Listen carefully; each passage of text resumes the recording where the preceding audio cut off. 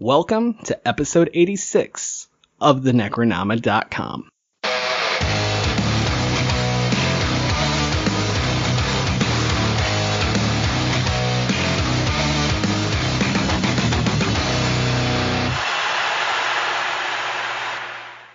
I am James Sabata, horror author, screenwriter, co-host of the podcast you're listening to right now, and this is the last time you'll hear my voice this episode.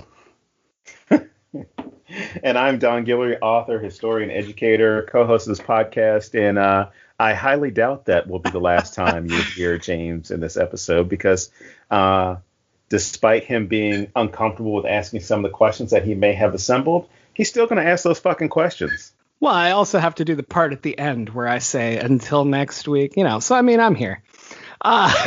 So I want to start with, this is, outside of everything else we're going to talk about, this is a fantastic fucking haunted house movie. I'm going to say the same thing I said on social media, and this time I won't get in trouble for it because when I watched this film, I texted you and I said we can't record tonight because when we originally planned to record it, so we can't record. I need to fully process this film, and it's very rare that I will watch a film and I need not necessarily cleanse my palate, but I need to do something else because everything in the movie hit so hard.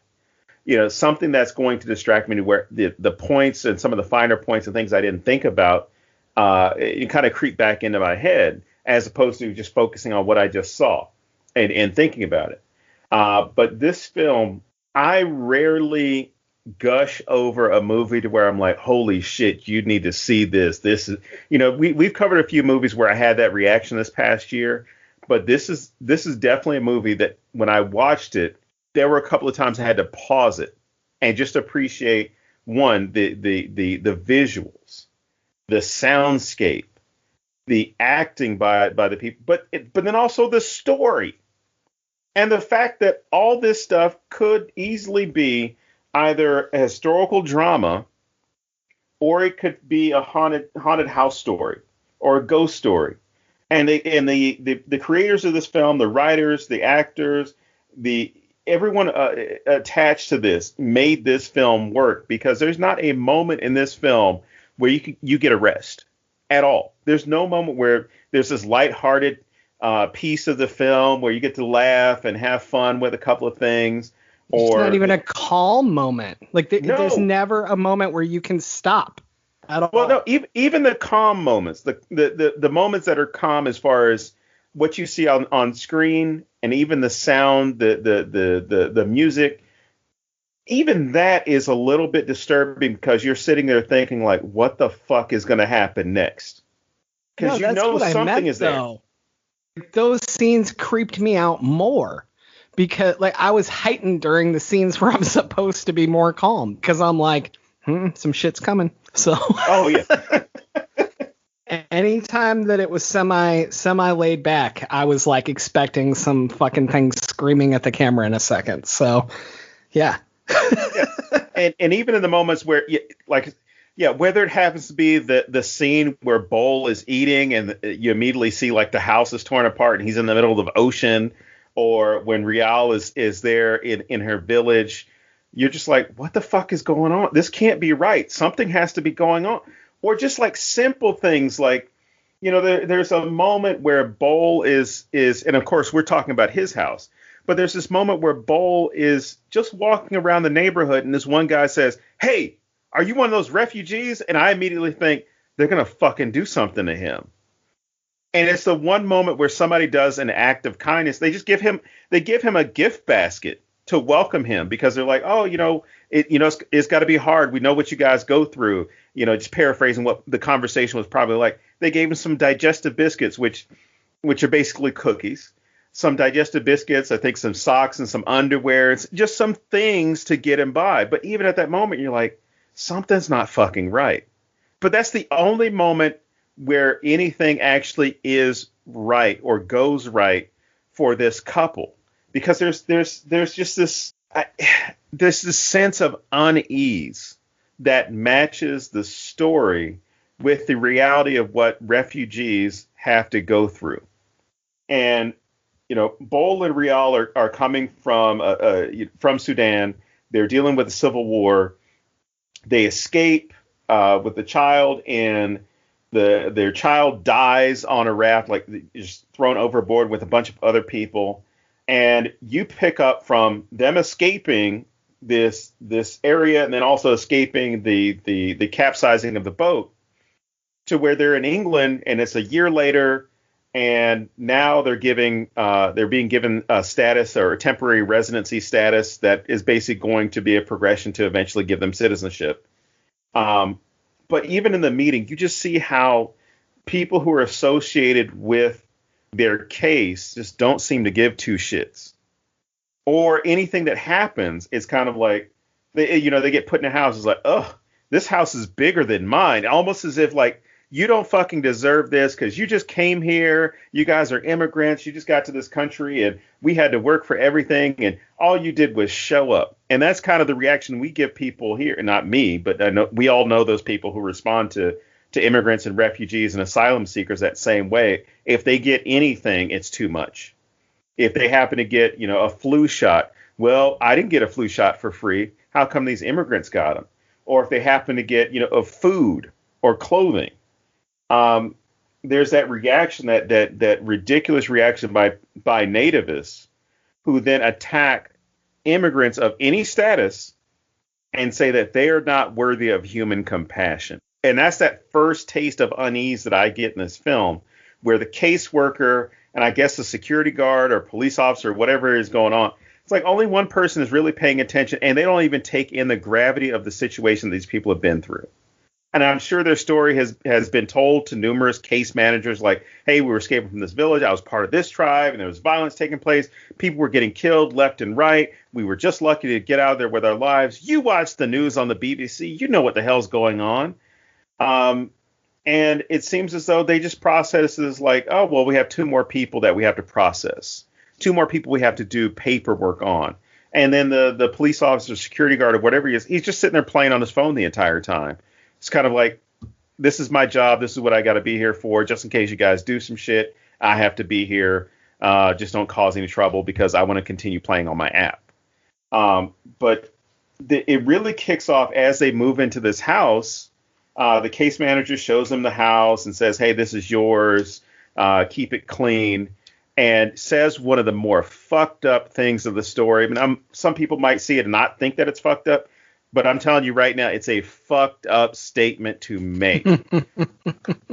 Because the caseworker, he was what, the 11th doctor? The 11th doctor, or as I call him, the second best doctor. Their case manager says, I hope you're the good ones, or try to be like the good ones. And that's just such a fucked up statement to make to anybody, especially a marginalized community, especially people who are underprivileged, is basically saying, like, for those of you who don't know, if I haven't mentioned this before on the show, and if I've mentioned this to you before, James, I hate respectability politics. The whole idea that you're only deserving because you have to fit a certain definition that I've set up for you. So, if you get shot by the police, you know what? You something. Or if you got pulled over or suspended from school or any number of infractions, no matter how large or how small, get used against you because of something that happened to you. Whether it's women with this whole thing of, well, she shouldn't have been wearing that and the guys wouldn't have been catcalling or wouldn't have assaulted her. If she looked like a lady, they wouldn't have treated her like that. So that's what his statement is getting into, is this whole idea of, you better be one of the good ones. We need you to be one of the good ones. I hope you're one of the good ones, because that's really the only way they were going to rationalize keeping you here, as opposed to all the other fuckwits that happen to be in this neighborhood that are dumping trash in your yard, pissing in your yard, throwing bottles, just being outright disrespectful, playing loud music and things like that. They're not being the good ones. So this whole idea really comes down to, they were born here so they don't have to be the good ones. They're already here. You just came here from a really fucked up situation, so you should be happy to be here and happy that we're going to allow you to stay here. Just make sure you're one of the good ones. Oh, I think man. I like that one. You know, Pip, pip, cheerio. I worked as a case manager for a number of years, and I'm not saying this makes it right, but everybody is so fucking burnt out. If they've been there more than a year, they're going to act like Matt Smith acts in this, and they're going to act like that fucking security guard, because these jobs are draining as fuck, and we work really hard as societies to underfund them, so nobody's getting paid enough to deal with what they deal with. And while I agree with everything you just said, I also absolutely believe that there are people that fully fuck it up, right? Oh, yeah. And yeah. the one person who fucks it up is the one that reinforces that feeling, which is then used against everyone else. And again, I'm not saying it's right. I'm saying it fucking sucks. And so I actually appreciated that there's no good case manager in this, because most movies there's always like that one new guy that still has the energy and is trying to help people, so everybody fucking hates him, right? And I loved that they didn't even waste time on that. They just went straight to, this is the burnout, this is what you got to do. And then it's totally racist, or at least, I don't know if this is a word, but immigrationist. To say, yeah, sure. I liked my word better. And but like it's Matt Smith being burnt out, but it's also, you are less than me because I'm here and I have an authority position, you know? And it was just really well done and not at all what I'm used to seeing Matt Smith do. And while we're on the Matt Smith train, it really fucked with me that Doctor Who didn't solve this. Like every time I looked at him, like my brain would just assume I was watching Doctor Who because it's the only thing I've ever. That wasn't really a pen in his hand. That was a sonic screwdriver. That's right. Well, what happened to the Doctor? He's refusing to help people now. No. All right, so let's get into this from a historical context. Immigration, migration, even just seeking anywhere to move to a different country. Everyone's story is different. You know, you have the slavery aspects. You have the people that choose. You have people like Rial and Bull who don't really have a choice. Their choice is, do you want to live? And if so, what are you willing to do?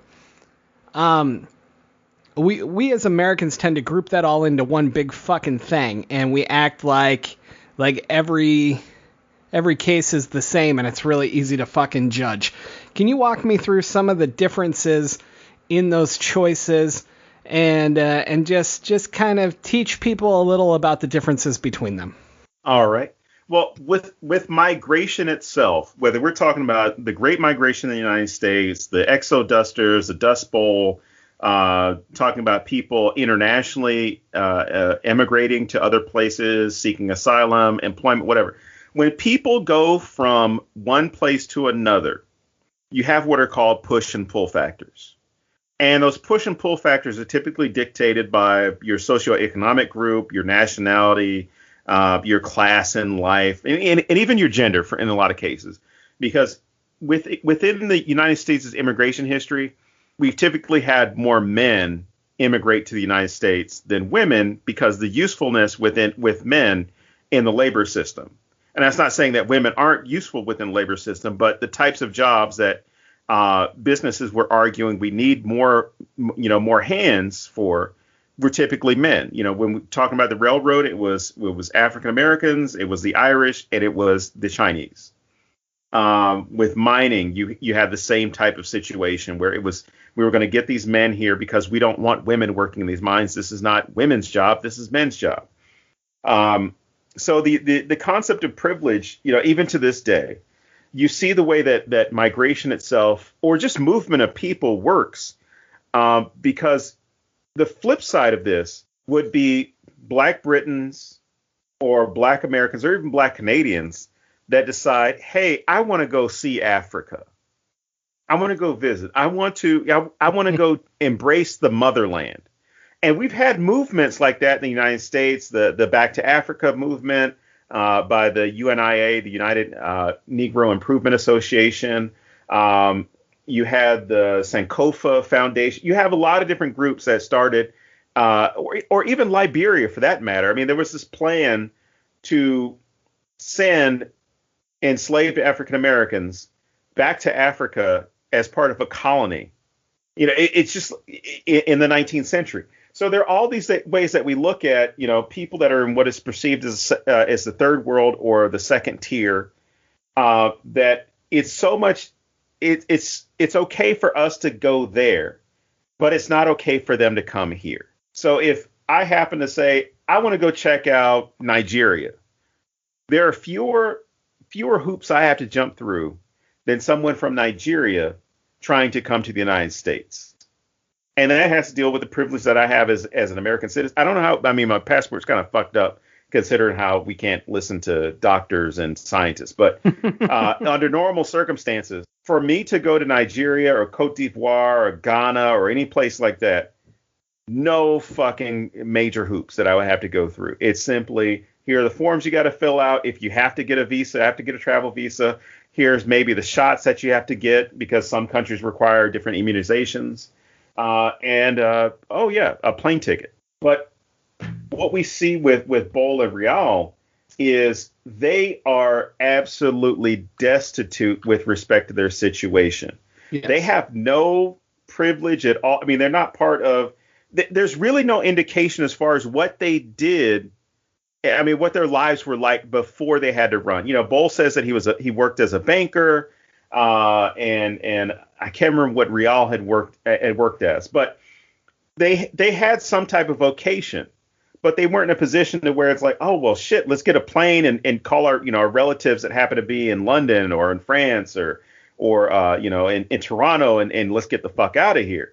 It's, we need to run right now, and I can't understand that feeling. I've been in dangerous situations or around dangerous situations, but I've never been in a situation where there is imminent danger following me. And to be honest, from watching this film, the danger that they are facing from from those militias is almost as scary as the situation or for them, it seems even scarier because they can't escape it. But the house that they're living in, as soon as the ghosts themselves and the spirits start revealing themselves in the house, they seem to be more affected and traumatized by what is taking place in that house and having to actively avoid the machine guns and the machetes that these men are carrying so they can enact some major violence. And there's a scene that you discover late in the film. Rial is hiding in a room, hiding under a cabinet when all the people in her classroom had been mowed down by one of the militias. Like she crawls out of the cabinet when she knows the coast is clear, and she sees all of these dead bodies strewn with bullets, and it becomes a thing of where she can't turn on that compassion of, oh, this is my friend I was in class with, this is my cousin, this was my sister, this is my aunt. It immediately turns into, I need to get the fuck out of here. I need to go. So her push factor is the violence. And the same thing for Bol. It's the violence and the conflict that they're facing in their own country. And they need to survive that. They need to get out of there. So to get ahead, I guess, when we start talking about, we can talk about the twist early. Bol and Rial, they're trying to get onto this van to get out of town. And the person who's, holding the door says, oh, no more. We don't have any more space. And Bol is arguing, saying, it's just us. It's just us. Let us on. There's room. And the person at the door says, no, we'll just take children. We'll just take children. So he sees a little girl by herself, grabs her and says, this is a child. I have a child. And so those two are able to get on that fucking van because of this little girl. And they find out, or at least as an audience member, you find out because it's introduced to you that the daughter was theirs. The case manager is saying, oh, yeah, they lost the girl about a year ago. She died when the boat capsized. So you're under the impression this entire time that they even lost their child, and they are both grieving as parents, as well as trying to adjust to this new world away from the violence. They grabbed this child out of a crowd because she was by herself to save her. But then as the van is pulling away, you realize that they've made a situation they really couldn't avoid, to be honest. I mean, because they had to take advantage of the situation, because it was either getting on the van with this young girl or facing that death squad that's coming. But as the van is pulling away, you hear this woman calling out for her child because she can't find her. And you quickly realize, holy shit, that is the little girl's mother. They were separated in the crowd.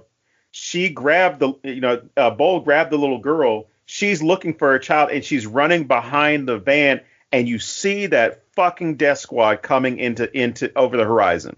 And it's a fucking crazy ass death squad.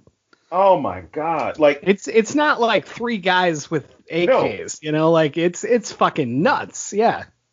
And this is what's fucked up about this movie. And I don't mean fucked up in a bad way. What I mean as far as like our viewing of it.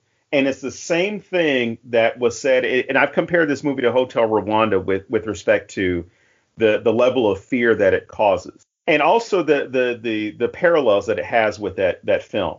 The idea that we don't see that part of the world on American news. Now, I will agree. I want everyone to mark this moment. I will agree with Donald Trump. What? In this sense, we have a lot of COVID coverage, and I'm not saying we shouldn't have it, but I feel that is a disservice that we've seen with cable news, where they will find one story and stay with that one story or elements of that story until they find something bigger. And we saw this back in the 90s and the early 2000s with anything dealing with the Middle East that wasn't involved with the war, but anything dealing with the Middle East, anything dealing with Africa, whether you're talking about the Mediterranean, you're talking about West Africa, East Africa, Sub-Saharan Africa, Latin America. Our cultural, historical, and geographical literacy and comprehension is bottom of the fucking barrel because of the resources that are given to us, or I should say the resources that aren't given to us. You wouldn't know that those places existed without probably watching the BBC, maybe PBS NewsHour, or even some of the films that make it out of those places that talk about what they're going through, or coming into contact with, the Lost Boys, or some of the child soldiers that are able to get out of those situations, understanding like what the fuck is going on there. So I think even like you brought up the Lost Boys just now. Even that, I had literally never heard of it. And then when I worked at the state hospital, I had 3 coworkers who became friends because we worked overnights. So the way you stay awake is sharing stories, right? Kind of a dream job for an author, I must add. And as a horror author, you're in a psych hospital after midnight. It's fucking fantastic. But no, 3 of my coworkers were from Sudan and were Lost Boys. And I mean, I heard stories about how far they walked barefoot or just different shit they dealt with. One guy, his best friend, was crushed by a bull elephant. What? I didn't know that was a thing. I didn't know that could happen, let alone like seeing your best friend with your own eyes and this happens, But when you say that we don't have the education on this, that's true. We're also not open to it. We don't go out of our way to ask people stories. Like even our closest friends, we don't know a ton of backstories, or I mean, sometimes we do, but as a general rule. And I think that we'd all be better served turning off 24-hour news and like learning about actual shit instead. Yeah, because I hate to sound cliched, but it's a big fucking world out there. And there are a lot of people in it. And the sad thing, and this is something that gets pointed out with Hotel Rwanda, and it's a line that I will never, ever forget. Like, it stayed with me the first time I watched it. I've probably seen the movie maybe 10 times. And I always wait for this one line that's delivered by Nick Nolte's character, and there's also a line that's delivered by Joaquin Phoenix's character, where Joaquin Phoenix, he's there covering what's taking place in Rwanda, and he says, "Oh, what does it matter that we cover this? Because we'll get the story, it'll air on the 6 o'clock news. The Americans will say, 'Oh, this is so sad,' and then go back to eating their dinner. They don't give a shit." And then Nick Nolte's character later in the film has this moment with Paul Rusesabagina, where he admits to him, he's like, "Nobody's coming to help you. No one is coming to help you." And when Paul looks at him, he's like, "What are you talking about?" He's like, "We think you're dirt." And just using the royal we. It's like, "We think you're dirt." And he says this one fucked up thing that stands out, which is sadly is very true. Says, "They don't care about you. You're not even niggers. You're African." And when I heard that line, when that line is delivered, everything about our policy, our foreign policy, our news, or even just the idea of exploring and understanding more about Africa, it made sense. Because it was kind of like, you not only do you not matter, you rate below anything that I would consider mattering within my worldview. So why should I expend the energy to learn about you, to sympathize, to empathize, to advocate? Why should I give two shits about you? And I think that's one of the things that you see within especially West Africa, and then also the eastern portion of Africa. Like it becomes one of those things that people do not care enough about what is taking place to help fix the problem, but they're willing to give an opinion when they see that shit has gone. When they see a million bodies or they find a mass grave, then that question becomes, "Oh my gosh, how did this happen?" And people in that part of the world will say, "You weren't fucking listening." And there's this, I can't remember who delivers it, or even if it was delivered, I might have just written it down. But, just from that initial interview with the caseworker, I wrote down, "Don't get your hopes up. They will send you back to die." And I can't remember if it was Rial or Bowl had said it. Neither. It's the other person that shares their room. Oh, okay. It doesn't. That's I think. Yes, I'm not positive. Yes. No. You're right. It's when they're in the detention facility, because I have detention facility written right next to it. But yeah, he says, "Don't get your hopes up. They will send you back to die." Think about how fucked up it is. And I said, it was a year later. It was 3 months later, right? Mm-hmm. It's 3 months after they had crossed the Mediterranean. So they're in this detention facility. They're already trying to be the best ones, because they're like, "Oh, as long as we do what we're supposed to do, they're going to accept us. We'll be here." And you see this play out with with Bull, where he's trying to be accepted. He's trying to fit in, because if he understands, hey, if you see me one of you, I'm not going back. I'm going to have people who are going to advocate for me. So that when that guy sees him on the street and says, "Hey, are you one of the refugees? I got something for you."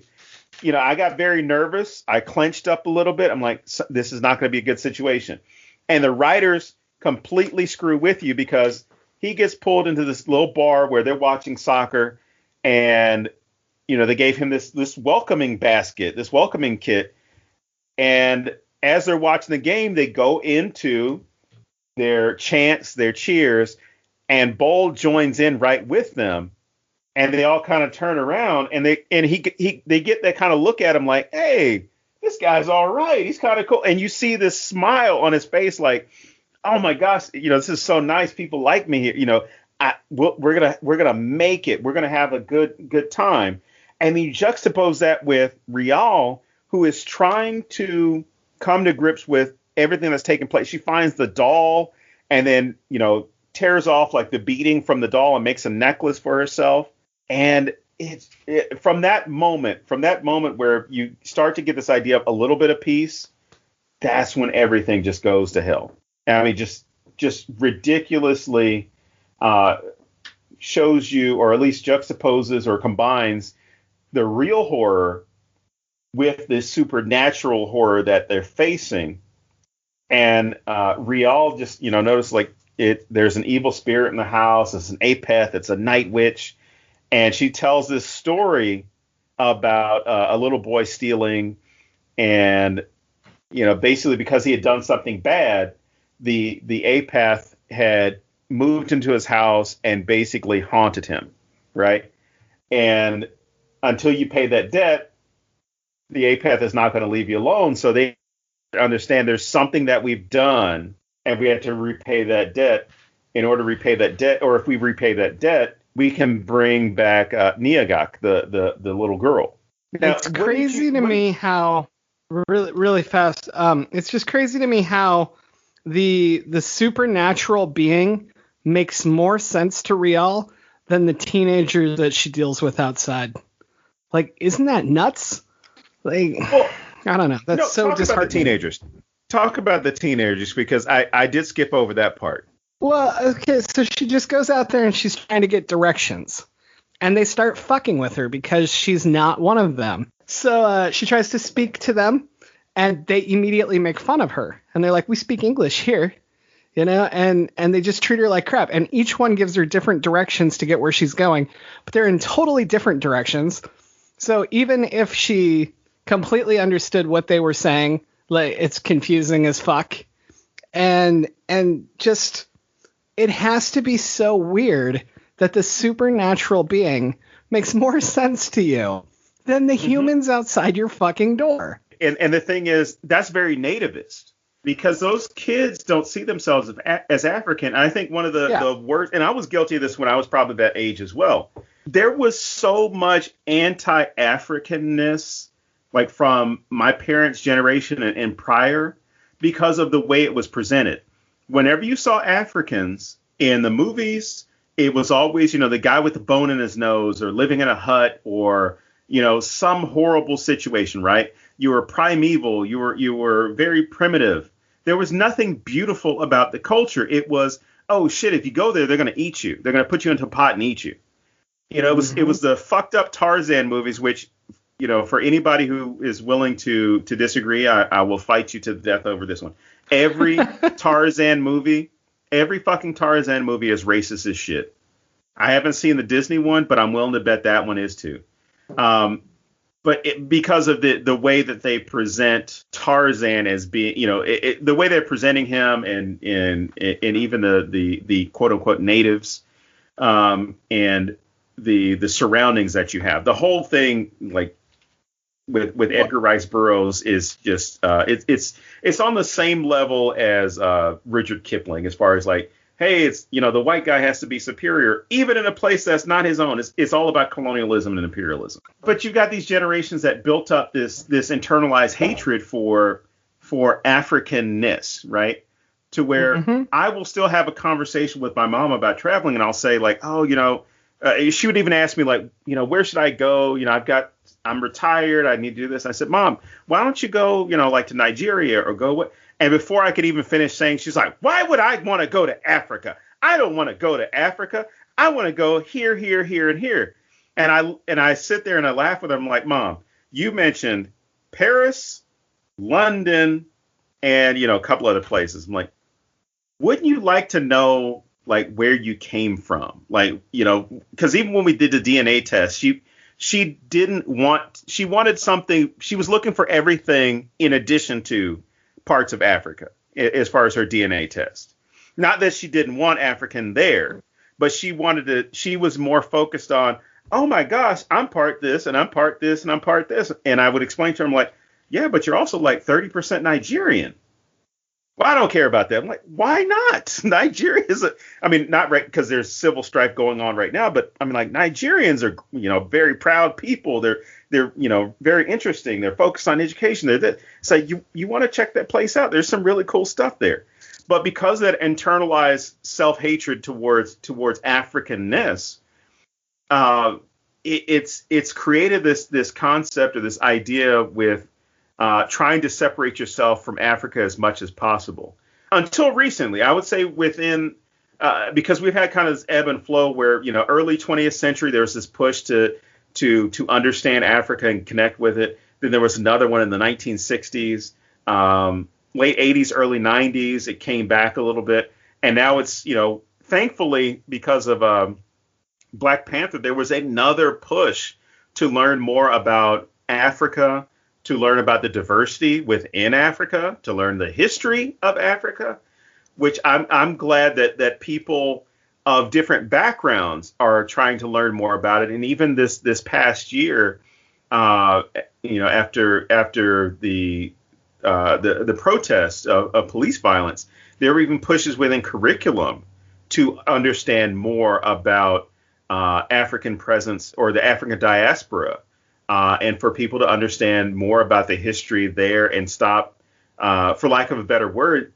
whitewashing the history of Africa and African Americans, so that we can actually understand what people's place in history is here and actually have more of an interest in what has taken place there. But with those kids, it's very understandable because that's what was taking place. I mean, if my age, as far as I'm guessing they were like 12, 13 years old, that's how I would have responded the same way. I'm like, oh, I don't speak all that. I'm not some African booty scratcher, because that was one of the terms of, for lack of a better term, that was one of the terms of endearment that family members would give you if you did something that was too backwards. They would call you an ABS, an African booty scratcher, because you must be planning on living in a hut and doing all this other stuff because you're not civilized like us.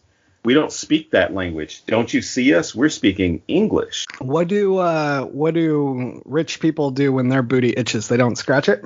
Huh. Well, there were like most racial and ethnic epithets, there is no rational explanation of anything. No, I'm saying, even as a kid, I'm like, that doesn't make any sense.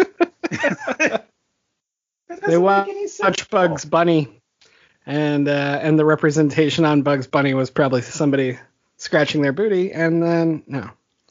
Well, you're not far off, because even in the cartoons, like, you can go back and find some of the old Merry Melodies and Looney Tunes, and they were vicious when it came to represent anything that was African. It was basically like out of the same mold. It was the big lips and the big nose, and sometimes with the rings around the noses, sometimes with a plate in the lip.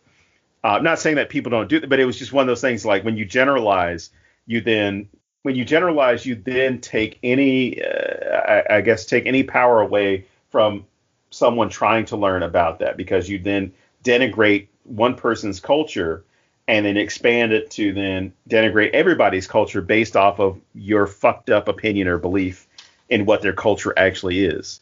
Which, I'm telling you, from doing some of the readings and taking some African history courses myself when I was in college, I'm blown away with the stuff that is taking place despite colonization, imperialism, the transatlantic slave trade, neo-imperialism, neoliberalism. Like, I'm just blown away at the way that these men and women have survived for generations with barely any liberty or barely any independent, without any autonomy, for 60 years in a lot of cases, or in some cases like South Africa, not becoming, an inclusive country until the last 25, 30 years. Nothing against South Africa. We love you. We've talked a little bit about how when I was a kid, the only education I had regarding Africa was from National Geographic. We didn't talk about it in my classes. If I knew anything about Africa in any way, the thing I got to hear about was Egypt. But I don't know if you know this. The only thing I got to hear about Egypt was about the super rich fucking pharaohs in charge. The only other education I had, nothing made sense together. Like, how could this super advanced, crazy cool civilization have anything to do with these huts and the plates in their mouths? And I feel like that's such a missed opportunity to educate people. Oh, it most definitely is, because, and here's and I'm not picking on people who are following the curriculum, but what I would say is, as someone who designed curriculum at one time, is that there needs to be less of a Eurocentric focus in world history and less of a focus on just wars, because I don't give two shits about how many wives Henry VIII had and needed to spend 2 days or 2 weeks on the British royal family and the line of succession and all these things that were going on, when there are some badass stories in other parts of the world that could really get your attention. I would have loved to have learned more about the maternalistic tribes and civilizations, or the Timbuktu or Mansa Musa, learning about the different peoples of the Middle East and Southeast Asia or even India. But that's not what we got. When it came to China, it was, hey, here's the Opium Wars, but it was still, talking about the British. Right. Or if you were talking about Africa, it was about, that great American cake, or the rush to Africa by the European countries to colonize Africa. There wasn't that much substance offered about it that didn't revolve around European nations or Western nations. And it's really sad that, I'm not saying that wasn't part of history, but it's really sad that that's where a lot of the focus of history goes to. All of mine was like memorizing dates. Like, it wasn't about the actual culture or the events. It was all like, what happened in this year and how did it influence what happened in this year? Like, who the fuck cares, man? Like, Right. Isn't it more important that I understood the war and what it was over than when the fuck it happened? And yet, at least mine, I don't know about everyone else's, was just like reciting fucking dates. It was nuts. Also, I don't know if you know this, but Henry VIII was actually only married once. He married the widow next door, and she'd been married 7 times before, and everyone was a Henry. Oh my God, I can't believe I set you up. I should be better. I just want to apologize to everyone that I just did that. I should be better than this. All right. Speaking of Eurocentric, you see how at one point, with dealing with this ghost, because Bowles seeing things in the house, Rial is seeing things in the house, and it gets creepier and creepier. I mean, there's a point where he starts, like digging into the wall, pulling a rope out of the wall, and the rope or a cord, and it turns into a rope and is covered in kelp, and you're like, oh shit, he's having PTSD from not being able to save anybody from when the boat capsized, and it's connected to that doll that Nyangak had. And you just see how all this keeps going on, and he realizes, like, oh well, we got to destroy all the stuff that we brought with us. We can't have any of that stuff. We have to burn it. And so he burns it, to get the hold that this ghost has on them, this spirit has on them.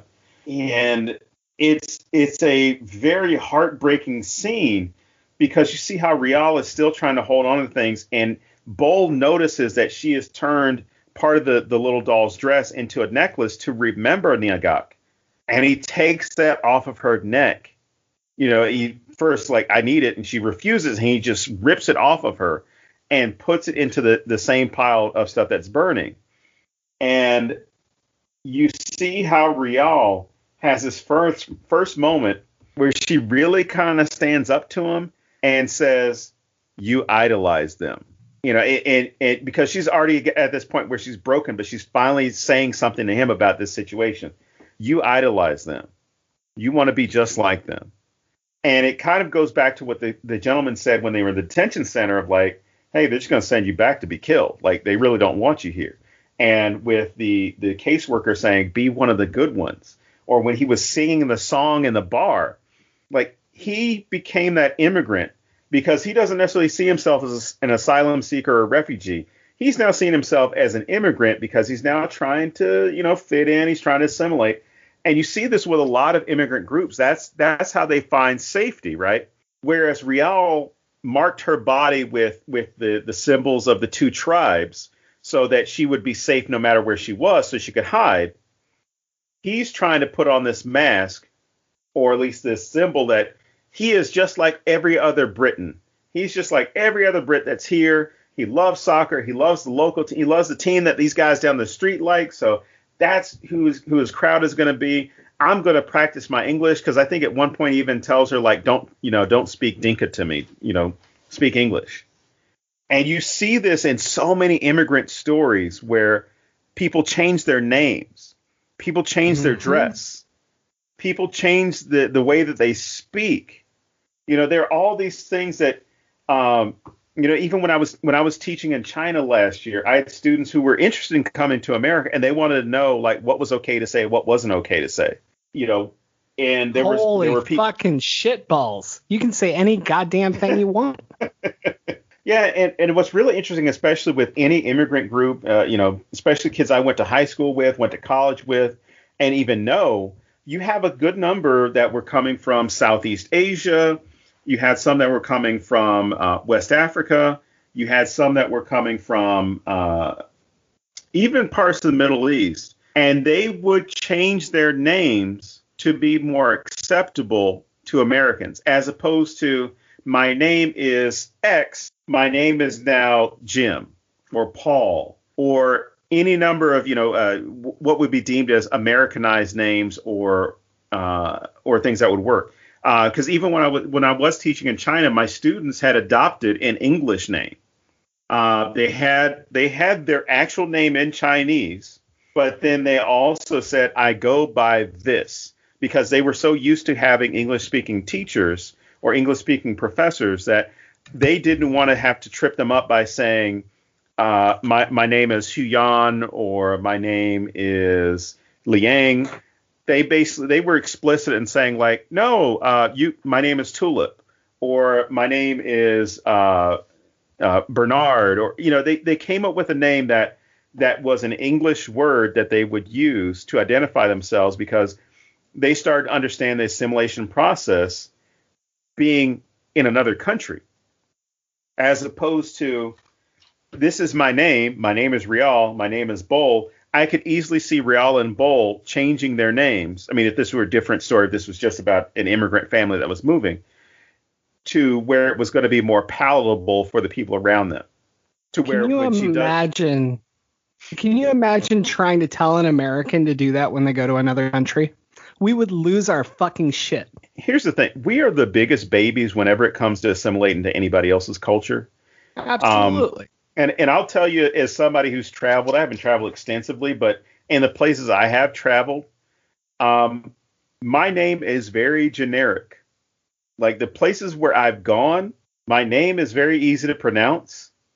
My name is very easy to spell. And since my name is an English Germanic name itself, I go anywhere in Western Europe, no one has a problem pronouncing my name. But if I did, if there were a problem pronouncing my name, I would still expect people to pronounce my name, because that's the way we kind of, grown into this American exceptionalism or American privilege. It's this idea that if we go somewhere, you have to conform to our standards. So if I go to France, you better give me a cold drink, damn it. If I go to England, you better give me a cold beer. Don't give me that warm shit. Because that's how we are. We expect everything to be done to our liking when we go other places. But if someone comes to America, they have to immediately assimilate and like all the same things that we like. I mean, you don't have freedom fries. Don't get me started on that stupid bullshit. Hey, no, I okay. almost started a fight in a bar over that. Okay, freedom fries were like the dumbest fucking shit I've ever heard. But you could talk a little bit also about how others view Americans, because what they get from us is New York and LA. Right. And some San Francisco. But that's the majority of what we give the world through Hollywood. We don't show where I grew up. We don't show smaller West towns. Virginia. If we show a small town, it's like an ideal little Christmas town or some shit, like it's never what it's really like in a small town. Well, and the thing is, I think that's a good point to bring up, because if we're looking at something like Africa, to go back to what we were talking about earlier, those kids, and then kids of my age, and then people of previous generation, they would look at Africa as backwards, not advanced, not because of the way that it's presented to them in film. Typically, we're not getting to see, all the nice stuff that they have in all parts of Africa. The nice stuff isn't exclusive to just one nation. They have nice stuff in pretty much in every country in Africa, just like you have nice stuff in every state in America for the most part. But you have some really shitty places in America. There's some places that if we were to expand beyond New York, LA, Miami, and I would say Atlanta now, within the last 10, 15 years, there are a lot more movies that take place in Atlanta. Yeah, that's true. If we were to expand beyond that, and now the movies are about, I don't know, Odessa, Texas, nothing against Odessa. Odessa, Texas, I don't know, like Chattanooga, Tennessee, somewhere in West Virginia, and someplace in North Dakota or some small town in Wyoming. Sure.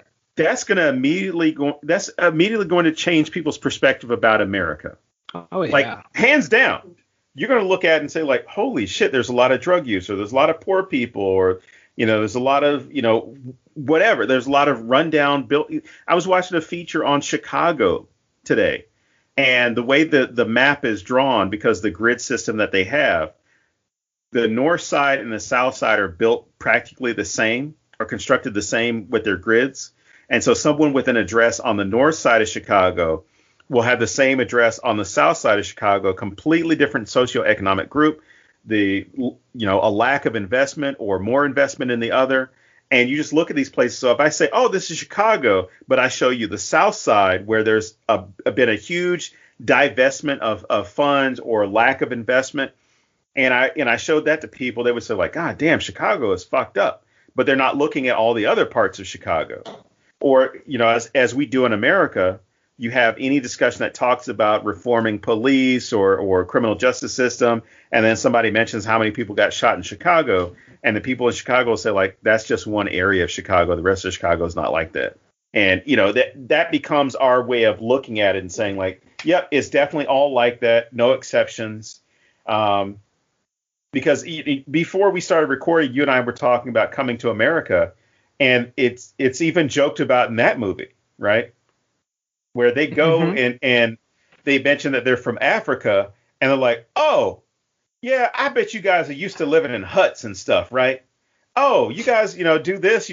So the whole thing, which it's a great classic comedy, but it's also a great view of how Americans look at other countries, and especially countries or continents in the case of Africa, but look at continents and think it's all the same shit, and not realizing there's a whole lot more diversity in like a handful of countries in Africa than there is in the United States.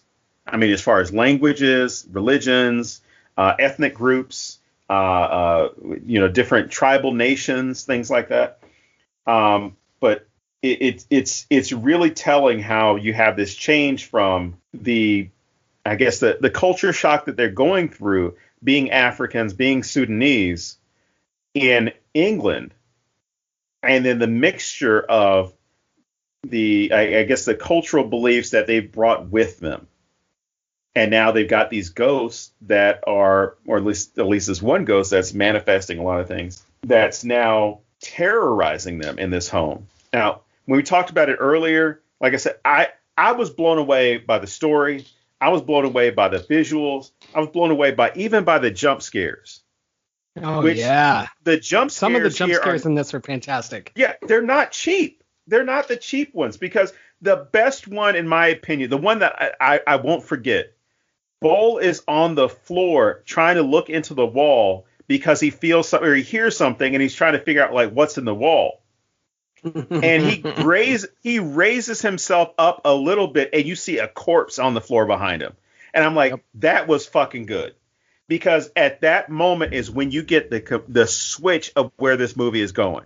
Because at first you're thinking it's going to be people terrorizing them, or they're under surveillance in the house and people are going to be messing with them, or maybe some people don't like that because there's this Britain First group, kind of like we used to have one of those America First people in the Proud Boys and all these other groups that hate immigrants.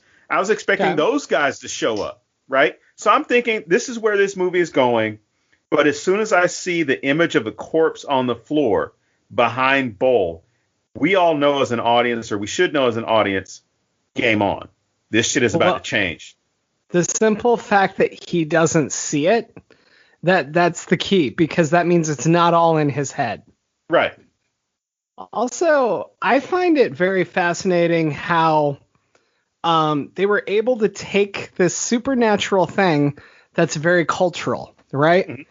And Rial believes in it 100% because she's still hanging on to her culture.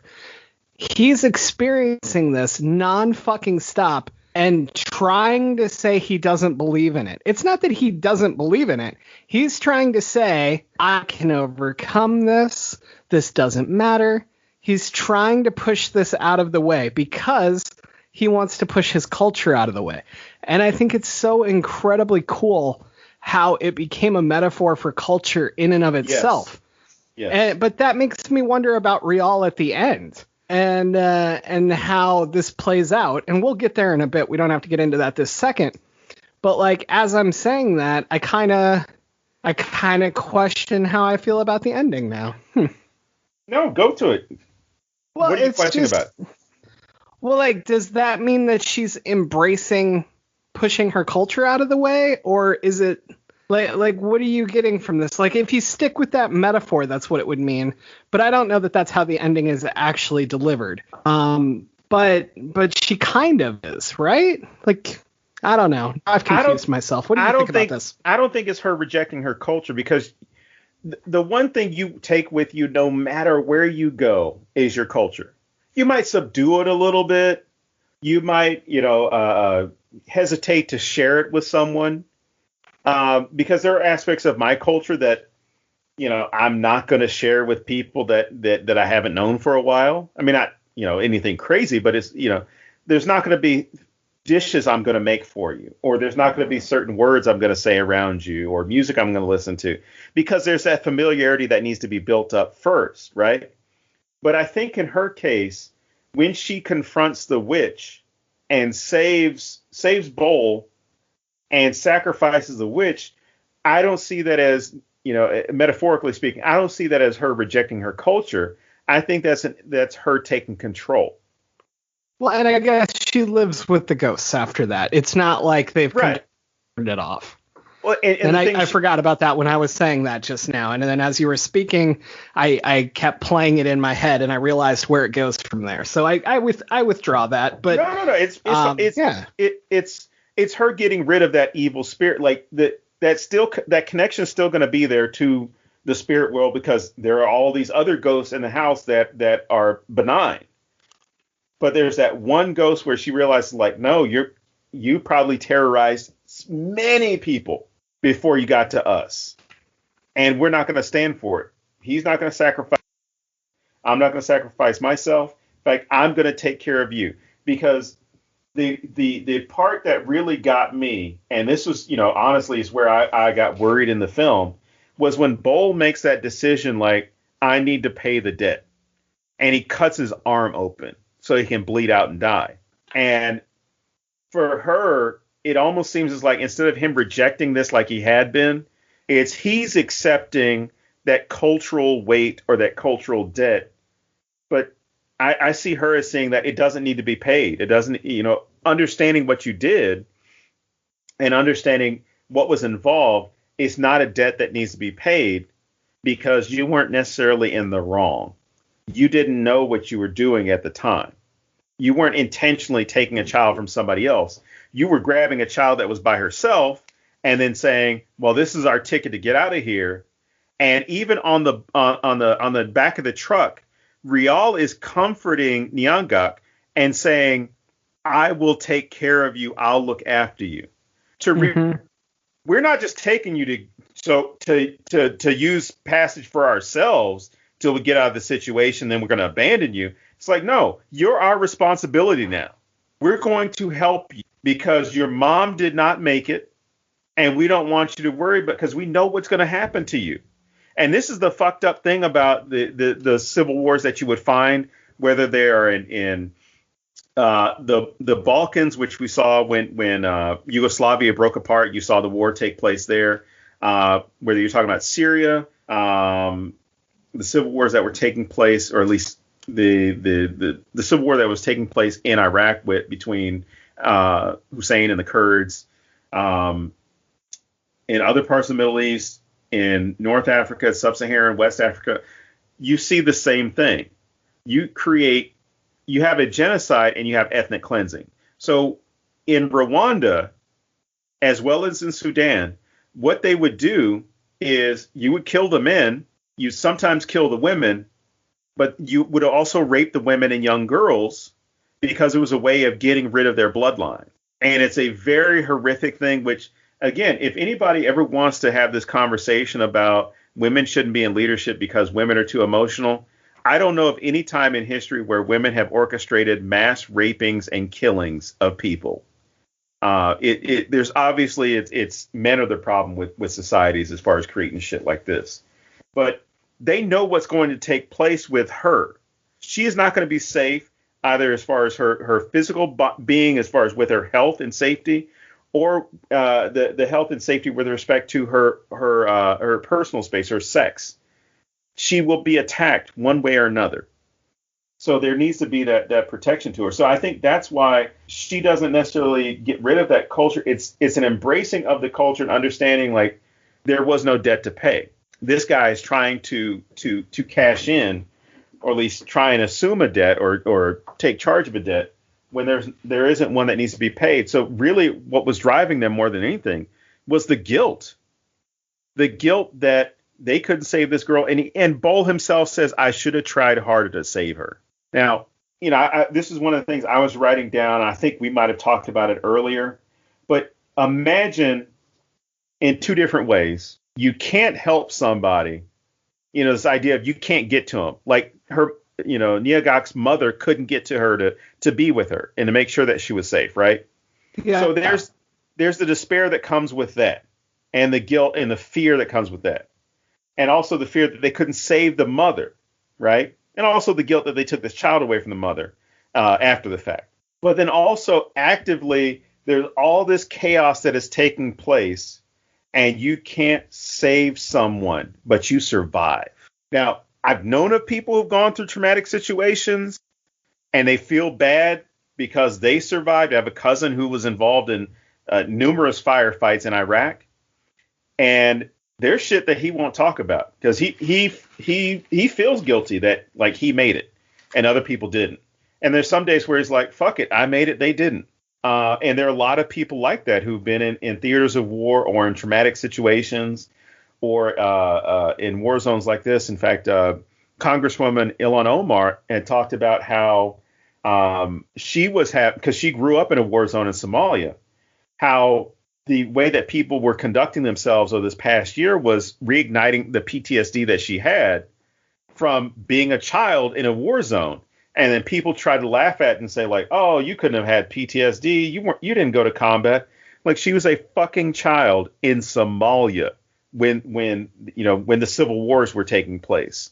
I think she knows a little bit about PTSD.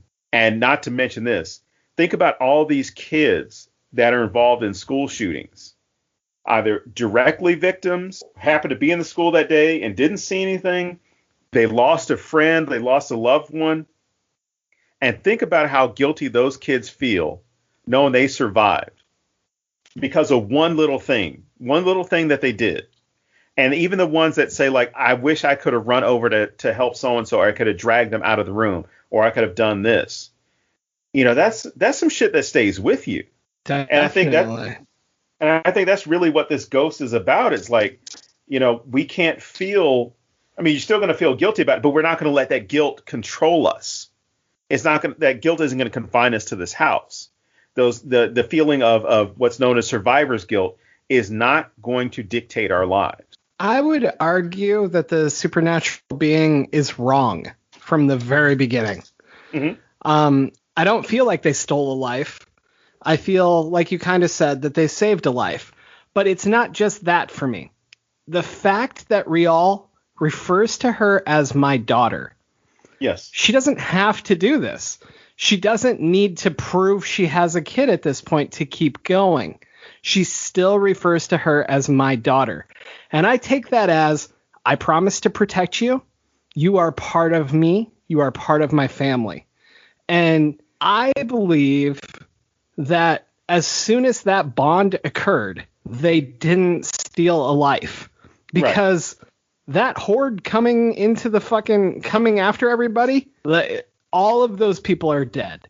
Exactly. So it didn't take a life because she was dead either way. And Riel's commitment to her should have destroyed this thing's whole argument instantly. And it understands her commitment, or it wouldn't give the necklace back. So I believe that this thing is wrong from the very beginning. Well, and that's what you see with a lot of these films where, like, there's a demon or whatever that happens to be involved, is taking advantage of you at a weak moment. So it's like, I'm going to convince you that you were wrong, or I'm going to convince you that you did X when this actually didn't happen, in order to make you even more vulnerable than you already are to give me what I want. So, this demon, this night witch, whatever, it's going to be deceitful. Of course, yeah. Because what fucking rules does it have to play by? I mean, he says, or it says, I'm here for your soul. There's no fucking bargaining with that. It seems like, as long as you believe that that's what I'm here for, I'm going to get what I want. Because who are you to fight back? How can you fight back? And speaking of fighting back, I love how Bull tries so hard to fight this. Mm-hmm. And there's that moment where he's fighting it by denying it, but then in the night you see how he starts just tearing the apartment or tearing the house apart by digging into the walls or hammering into the walls to get at the ghosts. And it delivers one of your favorite lines, like you said when you were watching this. And I'll give you the opportunity to go into this one, because we talked about humor and the lack of humor, but probably the only moment of humor is delivered by the case manager, and it's not even that humorous. It's more like, God damn, that's fucking awkward. No, okay, so it's the look on Matt Smith's face, because I've been there as a case manager, and you're so burnt out and so fed up, and he hears this bullshit story about rats doing this, right? And he doesn't even attempt to really look him in the face when he says it. He just kind of raises his head a little and goes, rats did this. It's almost like you couldn't even put work into a good excuse. Fucking come on, And it's the one time in this whole film that I even halfway cracked a smile, because there's nothing funny in this film at all. But I really felt that energy.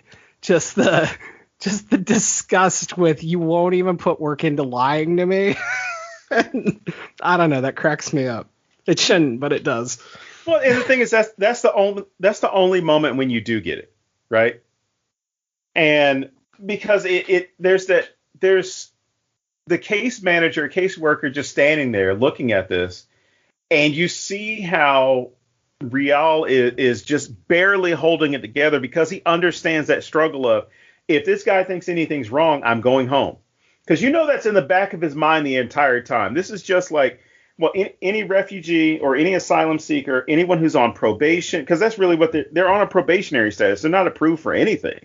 They have to pass this probationary status in order to move to the next position, because the case manager and whoever else was there assembled, I guess the one who was doing the interview, was very clear, you've got probationary status, and they get happy. Rial and Bull get happy. And then it comes this doesn't mean you're citizens. We're going to review, and you got to make sure that you do this. You got to maintain a home. You can't change this residence. You can't do this. You can't do this. You can't do this. And you just realize how restricted they already are.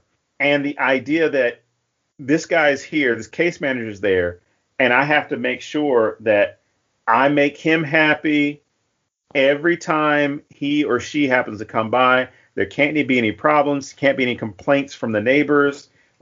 Everything has to be tip top. I can't slip up. And just the idea he's having to deal with whatever it is that's in that house could possibly lead him to getting sent back. So it's the fear of not just what's in this house, but also what's ahead of him if he has to go back to Sudan. Because in a lot of cases, and we've seen this with refugees that were unfortunately sent back to their countries because of some of the policies that we have in this country of not always believing, or even just how fucked up the immigration system is and the asylum seeking system is. That we've had people that would talk about the violence that they faced if they had to go home because they were either part of the LGBTQ community, they were a wife who was escaping a husband, and for some reason that didn't fit into the definition of becoming an asylum seeker.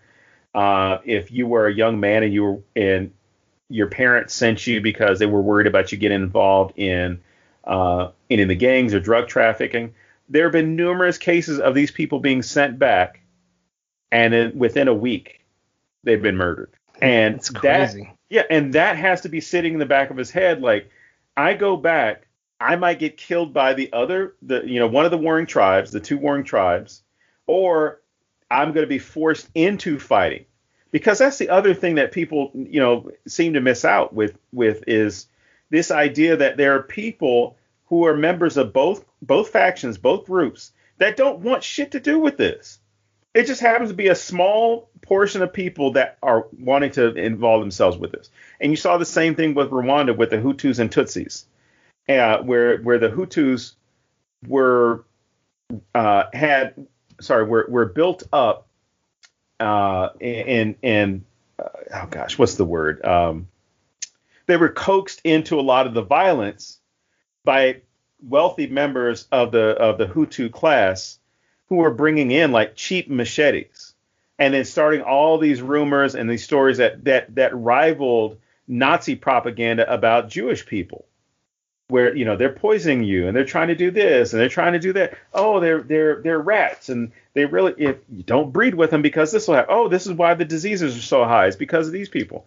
And the only way to fix our country is to kill all of them. And you see this with any type of racial categorization or racial hierarchy that gets built up. You have people make this argument like, hey, as long as we don't have them, we won't have problems. And all you need to do is convince enough people that that's the truth, and you've won. You get enough people to follow your cult-like behavior, cult-like beliefs, you can get them to do anything. And that's the sad thing. That is the sad thing about humanity, is that so many people are that gullible or that willing to be part of something that they're going to go out and kill somebody just for being different. And that difference can be anything from the size of your cheekbones, having an overbite or having an underbite, freckles. I mean, people have killed each other for just the most ridiculous reasons. And the biggest ridiculous reason is probably your skin color, nationality, or what tribe you belong to. Yeah. Even along the same line as tribes, like your favorite sports team. People fucking die for that. Like, that blows my mind. I will never get used to that. And I'm glad, because I don't want to be a person that can be used to that.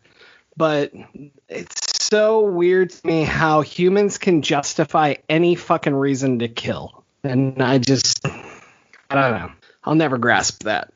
No, and we shouldn't. And you and I talked about sports before. I mean, on this show, and then of course outside of the show. And my reaction is like, okay, I have a team I like. I might cheer for them. I might not. I really don't give a shit if they win. I don't give a shit if they lose, because you know what? I don't get paid and I don't get a ring. Right. As far as I'm concerned, whatever game it happens to be, this is 2 or 3 hours of entertainment for me. Oh, fuck, they lost. All right, well, let me go back to this. Oh, shit, they won. All right, this is pretty cool. My day's still going to go out the same way. Right. Only good thing that ever happened to me when one of my teams won was when the Royals won the World Series. Myself and every other Royals fan was invited to a party at Paul Rudd's mom's house. So that was pretty cool. I didn't get to go, of course, but we were all invited. So that was sweet. Oh my gosh. Right. Let's talk about the end here, where she kills the what's it called? The Apeth. Apeth, thank you. The Night Witch. I love how this scene is set up. Like, you have the whole, is Rial going to kill him? Then you have, where did the knife go? And now he's got the knife. And my first reaction is, fuck, he knows she was going to try to kill him. Right. And then that's not where it goes. He slices his own arm. And he's basically saying, this is the only way to stop it. I tried everything. I tried to fight it. I tried to do this. There's no way to win, so I'm giving up. And that's the point where she's like, the fuck you're giving up. Like, and it comes and it attacks him, and she pulls its head back and slits its throat. And what I really like most about this isn't even about the story itself. It's about being a horror fan. I can't remember a time I've ever seen somebody just grab a demon and slice their fucking throat. What a great way to kill a demon. Like, that's fantastic. It's always these convoluted, crazy things that you have to do to fight it. Not this time. Simple blade to the throat. I don't know. I really appreciated that because I write demons into a lot of things, and I spend way too much time trying to figure out how to kill them. And apparently I can just do that because it didn't cheapen it. It made it fucking fantastic. I loved it. And yeah. And it wasn't bullshit. I don't even want to say bullshit, but it wasn't overdone bullshit like holy water or anything like that. Of course, that wouldn't fit this cultural story, but like, I mean, it wasn't something like that. You know, it wasn't she needed something from the motherland to stop it, or like, it was just this straightforward, I'm going to save my fucking husband. And wow, I loved this scene.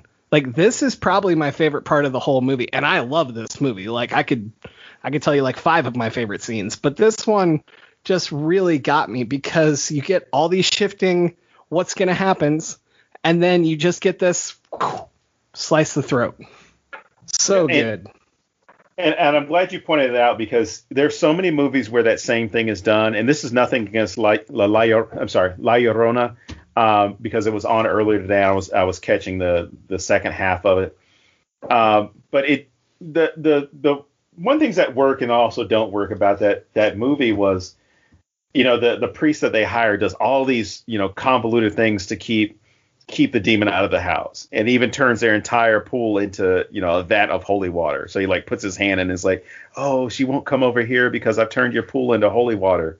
So, I mean, it's kind of cool for the story, but then you're kind of like, damn, you're doing a lot of shit for this one ghost, demon, whatever she happens to be. But I did like the simplicity of it because the story within, a minute and a half takes you in 4 different directions. And it's so well timed. And so I think what I really dig about it is you get all this without dialogue, without a lot of even exposition, really. It's just you followed the story, and this is the logical fucking place everybody ended up. And your brain just follows every path at once. Like, this is pure solid writing. It's just fucking beautiful. Yeah, and I think they got like 15 nominations for, I can't remember the name of this award, but I don't think it was BAFTA, but I know they just got like 15 awards for this film. 15 nominations, I believe, for the film. I might be off by the number, but just the other day, their nominations came through, I guess, within United Kingdom.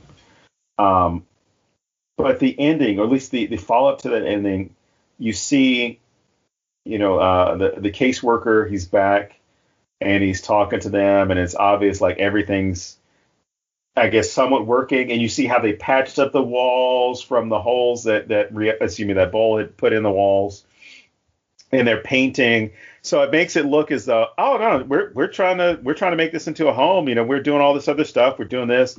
And, you know, the other person that's there from the state is like taking pictures like, oh, there's a picture of this, there's a picture of this.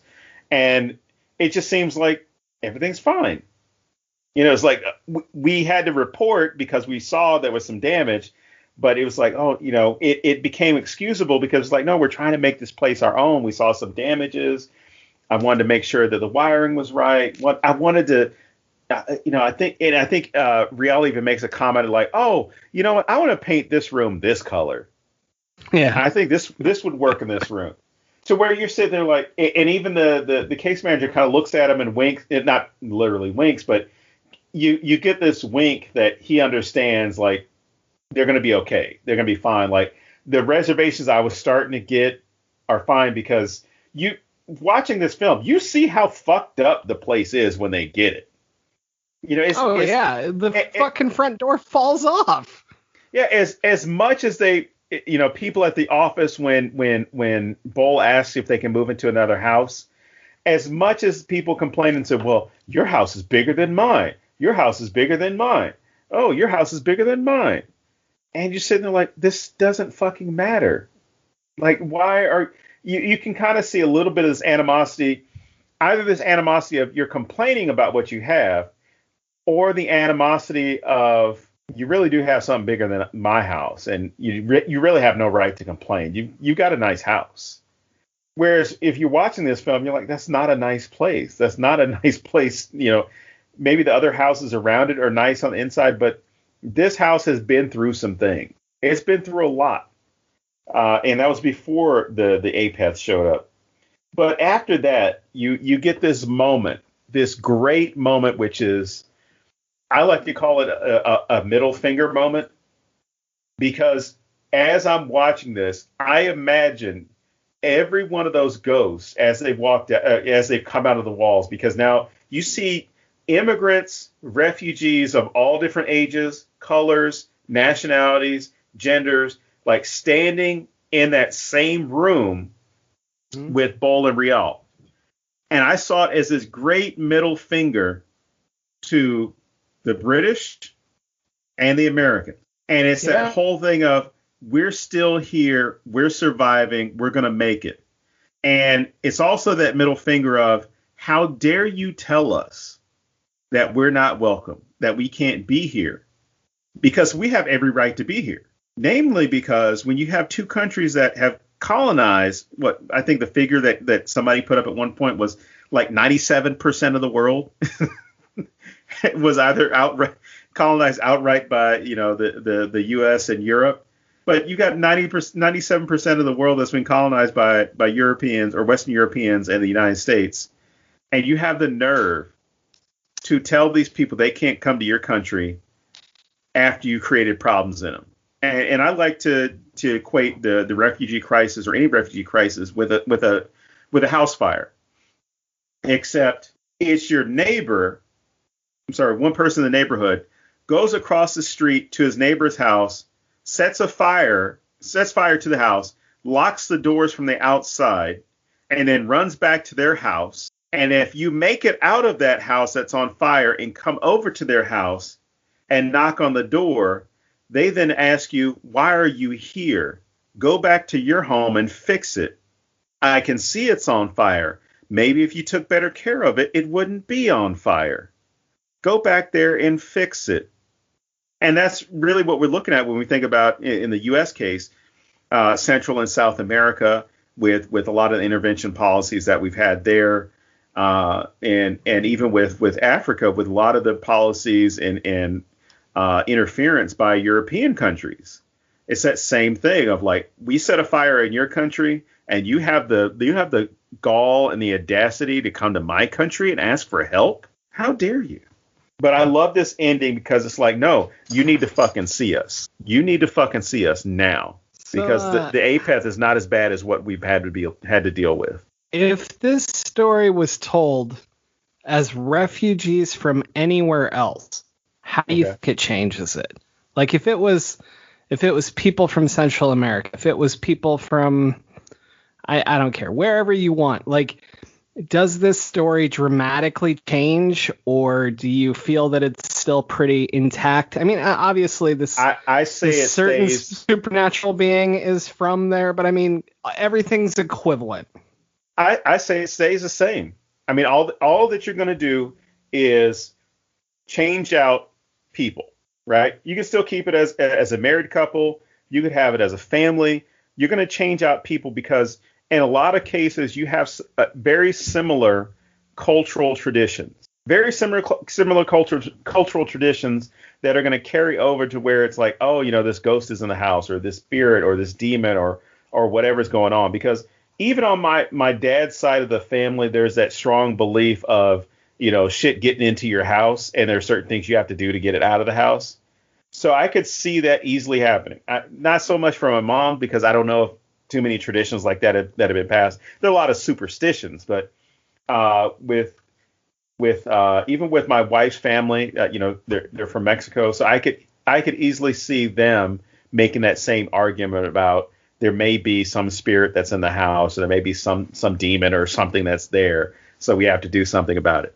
And it can even turn into something where it's like, let's just say it's like kids that are in this same type of situation. The kids are the only one who see the ghost, and that's them dealing with their trauma.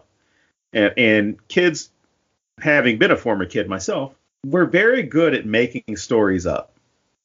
If there happens to be a door that's, in the attic or something, we could easily have a couple of kids that are sitting there talking about, oh, that's the door where, whatchamacallit spirit lives, and he doesn't want people in his house. So you have to make sure that whenever you come up, up the stairs, you have to knock twice to let him know that you're there. And, just building some story, and then it becomes a thing of like, oh, this kid forgot to knock twice before he came upstairs, and he pissed off the ghost in the house, and you can see how things change. But I could easily see this being changed out to where it could be Syrian refugees.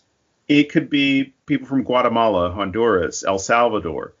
It could be any number of people that come to America or come to Europe seeking asylum, because the fears of what they would have to go back to are very real, and you could easily couple that with some supernatural being. Cool. I didn't know if you had any reason that it would not hold up, but I completely agree with you. I just didn't. I couldn't think of any, so I was wondering if you knew any reason that it would change. But no, anyway, I don't see any reason why it wouldn't, unless you do it the other way around, like a remake of The Ring, where the Ringu makes sense. The Ring kind of seems a little weird. I mean, by comparison, I mean. Anyway, I don't have anything left, so if you want, we can move into movies you should watch. Yes. Well, you can definitely move on to that. I have two movies that I thought about that would fit in this, and I did not go with a haunted house movie because I don't think there's anything right now that I could process as being comparable to this that we either haven't talked about. Actually, I take that back. I have three films. One is a comedy. It's based off a reality, or I should say it's a comedic narrative, or if that is a term. And it's called The African Doctor, and it has to deal with a family that's leaving, I believe it was Mozambique or Congo. But anyway, they were leaving, and they resettled in France, and they're dealing with some of these same issues of xenophobia and things like that. And it has a little bit of comedy thrown in there as well. But the two hard-hitting movies that I would definitely recommend, Schindler's List. Oh, shit, yeah.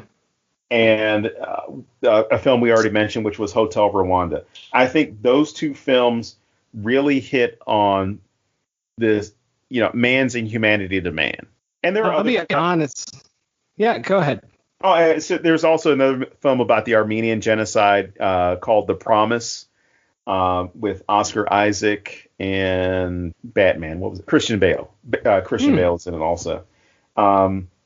And it talks about that same thing of you have people that are welcome in this country, but because war breaks out, all of a sudden they become the targets, and you just see some of the most horrific shit take place, where the Turks are just brutal towards the Armenians in their country, or in the country.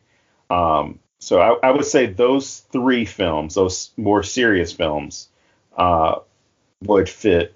But I'm sure you have some haunted house movies that might fit the bill too. I do, yeah. That's definitely the direction I went, and it's not even a film. It's The Haunting of Hill House. I just really feel like if anything is on the same level of constant dread, jump scares that work really well, and just an effective overall story, that really digs into the past and trauma and like living with your ghosts quite literally, that's the fucking show, man. That's the only thing I have.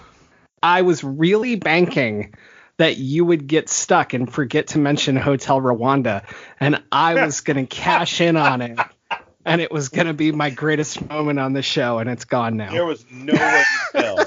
There's no way in hell. I thought it would be so funny if you mentioned it the whole episode and then forgot it right here. Forget it. Oh, no. But, no. And then it was the last thing you listed, so I was like, I'm there. I made it. And then I pulled the rug out from under you. Damn it. But Haunting of Hill House all the way is the only thing that really hit me on the same level of just terror and good ghost telling. All right. Well, then, as always, I am James Sabata. And I am Don Guillory.